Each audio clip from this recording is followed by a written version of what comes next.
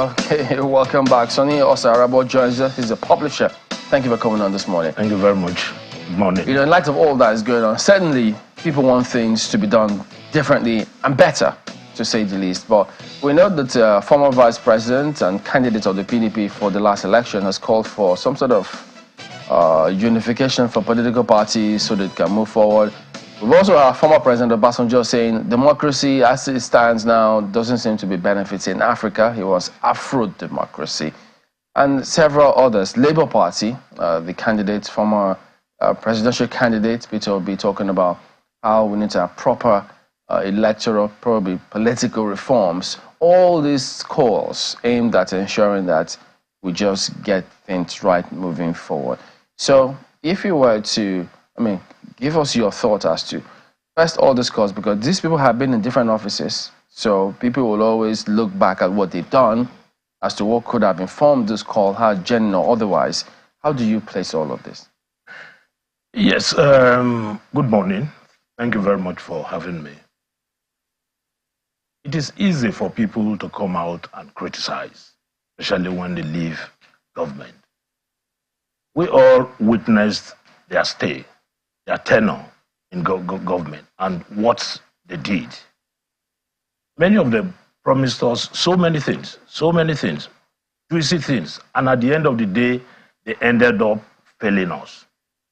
It is only when they come out of government that they seem to have their senses restored. I recalled an issue or a statement made by one of the aides to one of the presidents.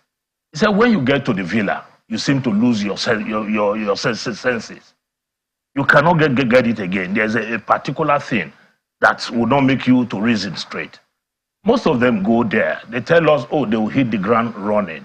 And at the end of the day, they run into the people. Is that supposed to be tenable?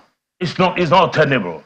So all these people coming out to tell us, oh, it's not Afrocentric, it's not this, it's not. What did they do when they were there?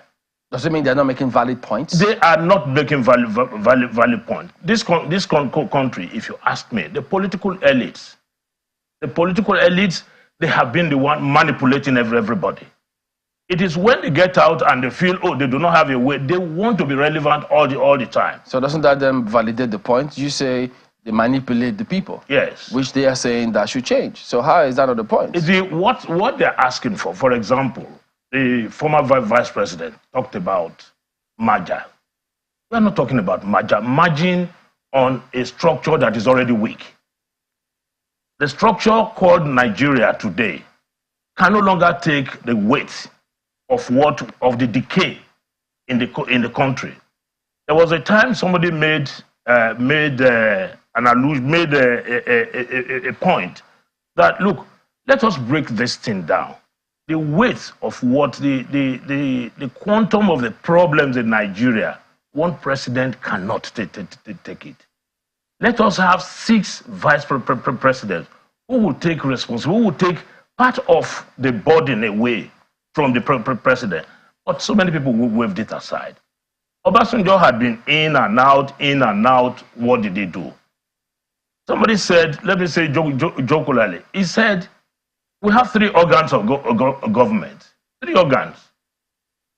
The executive, the legislature, and the judiciary. These organs have been there for over 110 years. When a man is using an organ for 110 years, would the organ not be weak? So what do you suggest we do then if you don't seem to subscribe to the message, but rather looking at the messenger? What we should do, we should be thinking of how to come to the round table, discuss the future of this country. Haven't you done that before? We have done that before. But those who criticize it, that it will not work, they are there now. And they were part of those who made promises to us. Who are these people? Yes, the present administration. The man who is heading it, President Bola Tinubu, when he was in NADECO, one of the major key strengths of their campaign was that this country needed to be restructured. This country needed to be destroyed. Up till now, it's still very valid. So much distrust among us. Everybody is thinking from his own corner.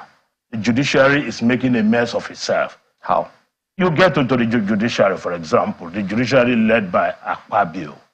I don't really know. Judiciary or legislature? Sorry, the legislator led by Akpabio. We talked about the last one, the Lawan, being a rubber stamp. This is like a photocopy. It flies off the handle. It makes statements he cannot actually buttress. That seems to make a mockery. The other day, it talked about payments being made into the accounts of members of the House in public glare. The other day too, he was in New York talking about a matter that is still at the High Court. No, sorry, Appeal Court. That a particular was already congratulating a candidate or somebody who is already in court. The governor is in court. No, Umo. That Umo, you had people ask, what kind of man is this? How does he want the other man in the other party, APC? How does he want them? Is he speaking the mind? Is he speaking the mind of the people about the judiciary? Even though that's his own party is the APC. Even though that's his own party. This is exactly what I was saying. That the man is becoming funny. Is he a comedian that we have in the House? So you don't think it was just a joke? That was a joke that went too far. But are you happy to hear more clearly the voices of opposition? Yesterday we saw what happened on the floor of the Senate.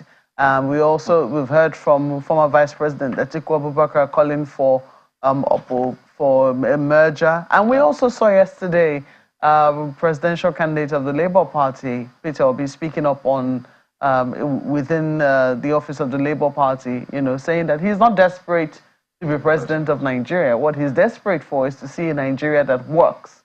So are you happy that you're beginning to hear more and more of the voices of members of the opposition in this current dispensation? Yes, it is a good thing.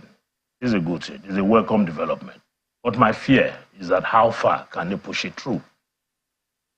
Most of them, or Nigeria as it is now, poverty is a major problem. Everybody tends to pander to where the grass is green. Nobody wants to run counter of the man who is doling out the goodies. And you ask yourself, why have they been quiet all this while? They are supposed to be opposition. So why have they been quiet all this while? If they do, they are damned if they don't, from your perspective. That's right. All along they were waiting. After taking what they believe, this is my own share of juicy position. And now they just believe, okay, let us still make some noise. When they make clearly, noise, that's an accusation that it will be, we haven't interrogated us, so we don't know what exactly you may be referring to in terms of which one specifically. Now, that seems to be a generic statement, and you know how it is making such statements. I agree, but if you take a critical look at the political situation of the country, if you take a look at what have been happening, people keep quiet at the beginning of the secession. Secession? The legislative session. Oh, okay. Because they know that definitely a few things will come. And they don't want to upset the apple's cart. Well, the people want things to be done better and differently, so that's why there's a lot of hue and cry from the people. So if they see what's not right, and that's why we also hear in the media, to ensure that we highlight all of those challenges, all of those things going on wrong, so that it can be corrected. We have to thank you for coming on, Sonny Osarabo, publisher and the public affairs analyst. Well, that is the show today. We do thank you all for watching. We'll see you again tomorrow. I'm Chamberlain Oso. Well, we'll see your feedback. We apologize that we're not able to take them again today. Hussein from Surulere, Abiru Kenneth, Amechi Ogwele. Well, hopefully we should be able to take them soon. But thank you for watching. I'm Maokwe Ogun Yusuf. And I'm Ayo Makinde. We also saw your message, Hussein from Surulere. Have a wonderful day.